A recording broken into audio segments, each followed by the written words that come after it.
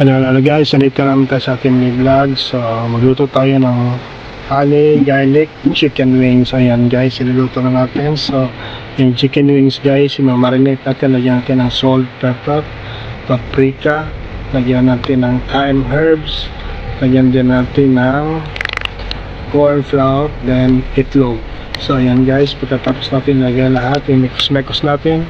Mekos lang. So ayan guys, maya ipiprito na natin sa ating grill pan. Ipiprito natin yung ating chicken wings. So ayan guys, ipiprito natin maya babalik rin natin yung ating chicken wings. So ayan, prito habang may time. So ayan guys, nakasalang natin ang ibang wings.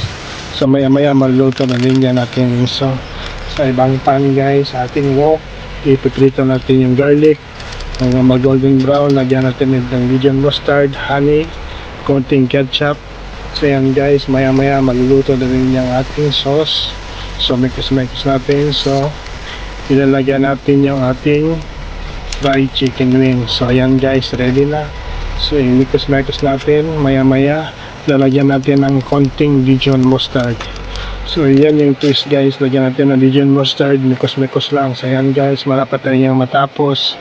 Ipiplating na natin yan guys. So napaka mabilis, malinam na. So maraming salamat guys, bye bye.